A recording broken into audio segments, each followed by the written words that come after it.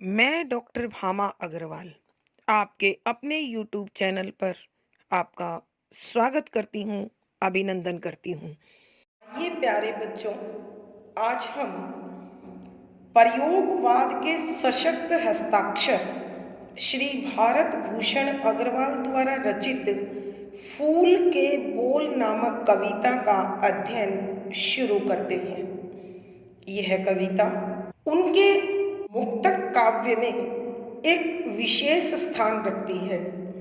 यहाँ इस कविता के माध्यम से कविवर मानव समाज को सिखाना चाहते हैं कि प्रत्येक मनुष्य का इस मानव के इतिहास में और समाज के निर्माण में अत्यंत महत्वपूर्ण स्थान होता है। अतः हर व्यक्ति को चाहिए कि वह अपने दायित्व को समझे और अपनी अपनी भूमिका को अवश्य निभाए। मानव का स्वभाव होता है कि वह सौंदर्य की प्रशंसा तो करता है, लेकिन उस सौंदर्य के निर्माण में उसकी क्या भूमिका होनी चाहिए और उस भूमिका के लिए उसे कितना तपना पड़ता है, कितना त्याग करना पड़ता है, तभी सौंदर्य का निर्माण होता है। उसे अभी यह समझने की आवश्यकता है। कवि इसी विषय को समझाने के लिए बसंत ऋतु और बसंत ऋतु के निर्माण में उसके सौंदर्य में एक एक फूल का जो योगदान है, उसके माध्यम से कवि ने संपूर्ण मानव जाति को सीख देने की कोशिश की है।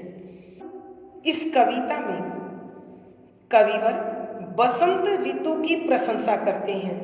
वह हंसते खिलखिलाते रंग बिरंगे महकते हुए फूलों को देखकर अत्यंत प्रसन्न हो जाते हैं और उस महक को जब अपने अंतर आत्मा में महसूस करते हैं तो उनकी आत्मा तृप्त हो जाती है और बरबस ही कवि के होठों पर वसंत ऋतु की प्रशंसा के बोल फूट पड़ते हैं। जब एक पुष्प बसंत की इस प्रशंसा को सुनता है तो वह कवि को संबोधित करते हुए कहता है कि हे कविराज, मैं इस बसंत के सौंदर्य का वास्तविक सच तुम्हें बताता हूँ। निसंदेह बसंत ऋतु प्रशंसा के योग्य है और इसकी प्रशंसा करना सर्वथा उचित है, पूरी तरह सही है। परंतु क्या तुमने कभी बसंत ऋतु के इस वैभव के निर्माण को समझा है कि यह बसंत इतनी सौंदर्यमयी, इतनी समृद्ध और इतनी वैभवशाली कैसे हुई? हम सब फूलों ने मिलकर इस सौंदर्य को गढ़ा है, बनाया है। तुम बसंत ऋतु की प्रशंसा कर रहे हो, यह बिल्कुल सही है, लेकिन तुम उन फूलों को देखो जो हर क्यारी में उगे हुए हैं और इस क्यारी का हर एक फूल भिन्न भिन्न प्रकार के मौसम, जलती धूप, बरसती बारिश, कपकपाती ठंड और सूर्य की ऊष्मा को झेलकर बड़ा हुआ है। और जब प्रत्येक फूल ने इसे तपा है, प्रत्येक फूल ने इसे सहा है, तभी वो खिला है, महका है और उन सबके रंग, उन सब की महक ने बसंत ऋतु को निर्मित किया है, बनाया है। लेकिन तुमने बसंत का सौंदर्य तो देखा, लेकिन हर उस फूल की लगन को महसूस नहीं किया जिसके कारण यह बसंत बनी। फूल ने बड़े लंबे समय तक मिट्टी के अंधकार को झेला, उसकी नमी से संघर्ष किया, तब सूरज से आंखें मिला पाया।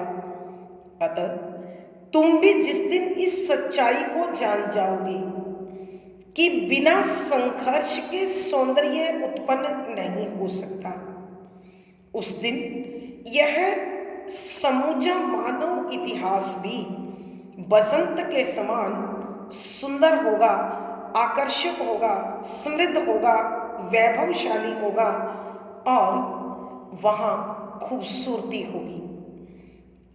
तो हे कविराज, तुमने प्रत्येक क्यारी में खिले हुए फूल के सौंदर्य को देखा, फूलों के निर्माण से या फूलों के विकास से जो बसंत ऋतु निर्मित हुई उसको भी देखा, लेकिन एक एक फूल की उस लगन को नहीं देखा, उस मेहनत को नहीं देखा, उस योगदान को नहीं देखा जिसके कारण यह बसंत निर्मित हुई हो।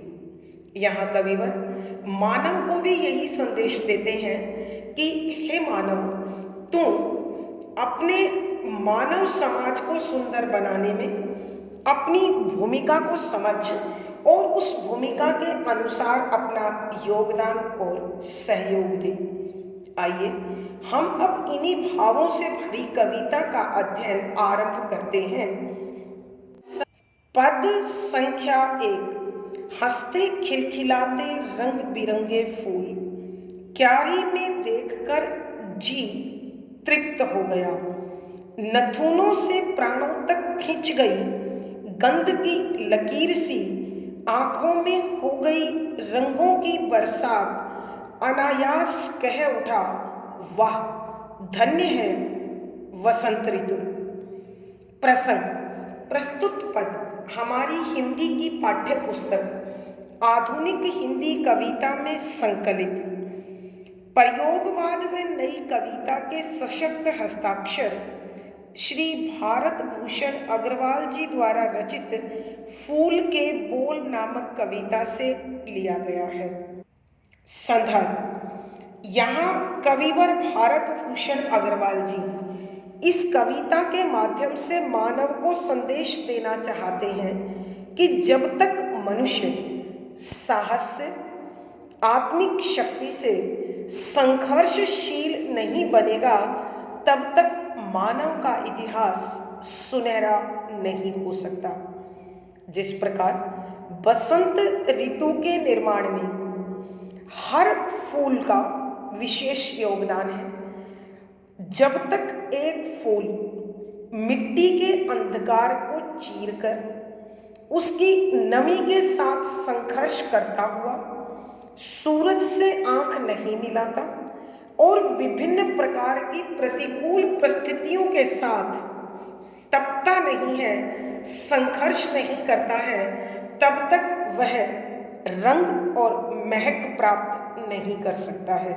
और उस एक फूल का रंग और उसकी महक बसंत का निर्माण कर देते हैं। ठीक उसी प्रकार प्रत्येक मानव जब संघर्षशील होगा, जब जुझारू होगा, अपना योगदान मानव समाज को सुंदर बनाने में देगा, तभी मानव समाज निखरेगा और सबके मुख से उस सौंदर्य के लिए वाह निकलेगा। अतः मानव को अपने हिस्से का योगदान देने की प्रेरणा देते हुए कविवर लिखते हैं कि व्याख्या। शब्दों के अर्थ साथ साथ हंसते खिलखिलाते अर्थात खिले हुए, रंग बिरंगे अनेक रंगों वाले फूल, क्यारी बाग का एक छोटा हिस्सा में देखकर देखने के बाद जी मन आत्मा तृप्त प्रसन्न हो गई। नथुनों नाक से प्राण आत्मा तक की सीमा तक खिंच गई, बन गई, लकीर बन गई। गंध महक की लकीर सी एक रेखा के समान, आंखों में हो गई रंगों की बरसात कि भिन्न भिन्न प्रकार के रंगों वाले फूल देखकर आंखें भी रंगमय हो गई, रंगीन हो गई। अनायास अचानक कह उठा कवि का मन बोलने लगा, वाह कितनी खूबसूरत है, धन्य है बसंत ऋतु।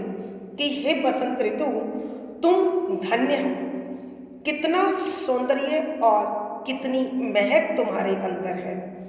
यहाँ कविवर भारत भूषण अग्रवाल जी मानव को संघर्षशीलता का तथा मानव समाज को सुंदर बनाने में योगदान देने की प्रेरणा देते हुए फूल के माध्यम से संदेश देते हैं। कि कवि कहते हैं, हंसते खिलखिलाते रंग बिरंगे फूल क्यारी में देखकर जी तृप्त हो गया।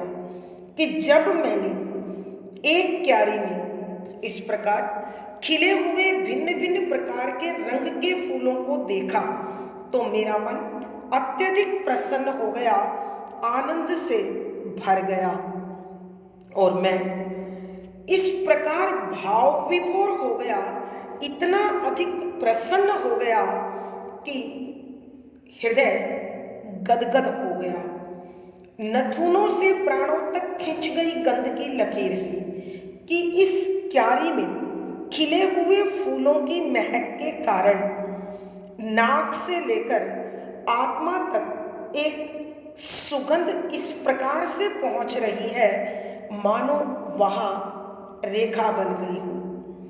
अर्थात कवि के कहने का भाव यह है कि मेरा तन मन, मेरा रोम रोम इन फूलों की महक के कारण महक उठा, आंखों में हो गई रंगों की बरसात और इस सुंदर रंग बिरंगे खिले हुए फूलों को देखकर मानो मेरी आंखों में रंगों की वर्षा होने लगी। अर्थात भिन्न भिन्न प्रकार के रंगों के फूल देखकर आंखें भी रंगीन हो गई। अनायास कह उठा और मेरे मुंह से अचानक बरबस ही निकल आया, वाह धन्य है बसंत ऋतु। कि हे बसंत ऋतु, तुम बड़ी धन्य हो, बड़ी संपन्न हो, क्योंकि जो भी तुम्हें देखता है देखता रह जाता है। अर्थात कवि के कहने का भाव यह है कि बसंत ऋतु अपने अनुपम सौंदर्य के कारण, अत्यधिक मनमोहक महक के कारण सबके आकर्षण का केंद्र बन जाती है और जो उस सौंदर्य को देखता है, अनुभव करता है, वो आनंद से सराबोर हो जाता है। आइए बच्चों, हम एक बार फिर इस पद की व्याख्या करते हैं। यहाँ कविवर भारत भूषण अग्रवाल जी मानव समाज को सुंदर बनाने के लिए प्रत्येक मानव की भूमिका और उसके योगदान को महत्वपूर्ण मानते हैं। अतः एक फूल के माध्यम से मानव को संदेश देते हैं कि हंसते खिलखिलाते रंग बिरंगे फूल क्यारी में देखकर जी तृप्त हो गया। कि जब मैंने इस उपवन के इस भाग में, इस क्यारी में ये खिले हुए रंग बिरंगे फूल देखे तो मेरा तन मन, मेरा रोम रोम आनंद विभोर हो गया, प्रसन्न हो गया और इन महकते हुए, सुगंध फैलाते हुए फूलों की गंध को जब मैंने महसूस किया तो मेरी आत्मा भी प्रसन्न हो गई। नथुनों से प्राणों तक खिंच गई गंध की लकीर सी। कि इन फूलों की महक मेरे नाक के माध्यम से मेरी आत्मा तक पहुंच गई और वहां एक महक की बड़ी सुंदर रेखा सी बन गई। अर्थात कवि के कहने का भाव यह है कि इस महक ने मेरा तन मन महका दिया, मेरी आत्मा को सुगंधमय बना दिया, सुरभिमय बना दिया, आंखों में हो गई रंगों की बरसात। कि जब इस क्यारी में भिन्न भिन्न प्रकार के रंगों वाले फूलों को देखा तो मेरी आंखों में भी रंगों की बरसात होने लगी। अर्थात इन विभिन्न रंग के फूलों को देखकर आंखें इन रंगों के साथ रंगीन हो गई। अनायास कह उठा, वाह धन्य है वसंत ऋतु। और अचानक मेरे मुंह से निकला कि हे बसंत ऋतु, तू धन्य है। तेरा सौंदर्य, तेरी महक अनुपम है। जो इसे महसूस करता है, जो इसे देखता है, वो आनंद विभोर हो जाता है, प्रसन्न हो जाता है, खुशी में झूमने लगता है। भावार्थ, कवि के कहने का भाव यह है कि बसंत ऋतु अपने रंगों और महक के कारण हमेशा प्रशंसा प्राप्त करती है। विशेष यहाँ कवि ने बसंत ऋतु में खिले हुए फूलों की महक और उनके रंगों की प्रशंसा की है। सरल सहज साहित्यिक खड़ी बोली का प्रयोग है, शांत रस प्रसाद गुण है, मुक्तक छंद के शैली और संगीतात्मकता बनी हुई है। यहाँ अनुप्रास, पदमैत्री, उपमा आदि अलंकारों का सुंदर सटीक प्रयोग हुआ है। पद संख्या 2, लौटने को पैर जो बढ़ाए तो, क्यारी के कोने में दुबका एक नन्हा फूल अचानक बोल पड़ा। सुनो, एक छोटा सा सत्य तुम्हें सौंपता हूँ, धन्य है बसंत ऋतु।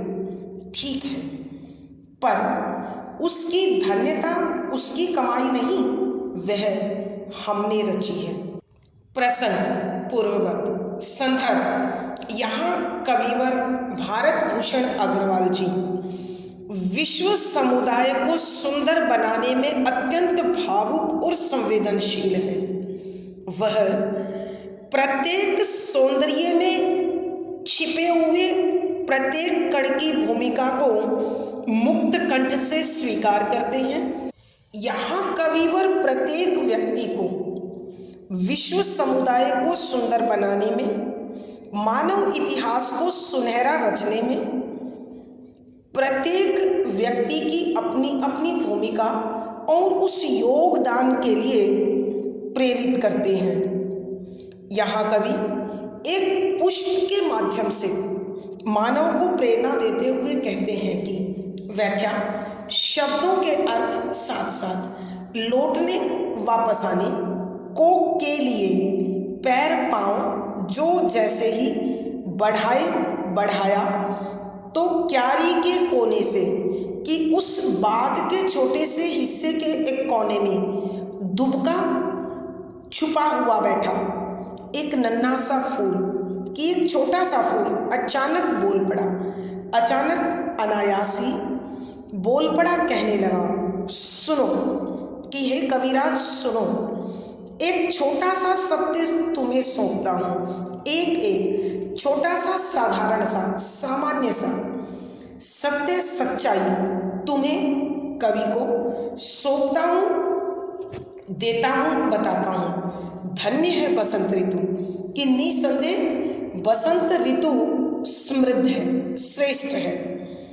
ठीक है, यह बिल्कुल सत्य है, पर उसकी धन्यता, परंतु उसकी अर्थात बसंत की धन्यता अर्थात बड़प्पन, महानता, श्रेष्ठता, समृद्धि, वैभव उसकी कमाई नहीं कि उसके अपने संघर्ष का परिणाम नहीं है, वह हमने रची है अर्थात हम फूलों का योगदान है। यहाँ कविवर भारत भूषण अग्रवाल जी बताते हैं कि जैसे ही बसंत के उस सौंदर्य को देखकर मेरा मन अत्यंत भाव विभोर हो गया और मैं जब उस उपवन से वापस लौटने लगा तो लौटने को पैर जो बढ़ाए तो कि जैसे ही मैं उस उपवन से बाहर निकलने लगा, क्यारी के कोने में दुबका एक नन्हा फूल कि उस बगीचे की क्यारी में छिपकर बैठा हुआ एक नन्हा सा छोटा फूल मुझसे कहने लगा, सुनो कि हे कबीरा सुनो, मैं तुम्हें एक सच्चाई बताता हूँ। है तो बड़ी सामान्य सी लेकिन है बड़ी महत्वपूर्ण। धन्य है बसंत ऋतु कि तुमने बसंत ऋतु का जो गुणगान किया, जो इसकी प्रशंसा की, यह बिल्कुल ठीक है कि बसंत अपने रंग के कारण, महक के कारण अत्यंत सौंदर्य में है, पर उसकी धन्यता उसकी कमाई नहीं है कि जो तुमने इसके वैभव को सराहा है, इसकी महानता का गुणगान किया है, इसकी समृद्धि की प्रशंसा की है, वह इसकी मेहनत का परिणाम नहीं है, बल्कि वो हम फूलों की मेहनत का परिणाम है। हम फूलों ने गर्मी, सर्दी, बरसात, पतझड़ आदि विभिन्न मौसम सहे हैं, मिट्टी के अंधकार को झेला है, तब जाकर सूरज से आंखें मिलाई है, और ये सूरज से आंख मिलाने का परिणाम है कि आज बसंत ऋतु प्रशंसा प्राप्त कर रही है। अर्थात कवि के कहने का भाव यह है, मानव सौंदर्य का पुजारी तो है, उसका प्रशंसक तो है, लेकिन उस सौंदर्य के निर्माण में प्रत्येक कण की क्या भूमिका होती है, उस योगदान को वो प्राय समझता नहीं है, महसूस नहीं करता है और उसकी अवहेलना कर देता है। यहाँ फूल उसी अवहेलना को सकारात्मक स्वरूप में स्वीकार करने की प्रेरणा दे रहे हैं। आइए प्यारे बच्चों, हम इस पद की व्याख्या एक बार फिर करते हैं। यहाँ कविवर बता रहे हैं कि जैसे ही उस बसंत की प्रशंसा करने के बाद मैं उपवन से बाहर निकलने लगा, तो मैंने अभी पाँव कुछ आगे बढ़ाया ही था, लौटने को पैर जो बढ़ाए थे कि वापस घर आने के लिए अभी मैंने पैर कुछ आगे बढ़ाया ही था, क्यारी के कोने में दुबका एक नन्हा फूल कि उस उपवन की क्यारी में छुपकर बैठा हुआ एक छोटा सा नन्हा सा फूल अचानक मुझे कहने लगा, सुनो, कि हे कबीरा सुनो, एक छोटा सा सत्य तुम्हें सौंपता हूँ कि मैं एक छोटी सी सच्चाई तुम्हें बताता हूँ। है तो बड़ी साधारण सी, लेकिन यह सच्चाई बड़ी महत्वपूर्ण है। धन्य है बसंत ऋतु, ठीक है कि तुमने बसंत ऋतु के सौंदर्य को सराहा है, इसकी समृद्धि का गुणगान किया है, इसकी महानता को बखाना है।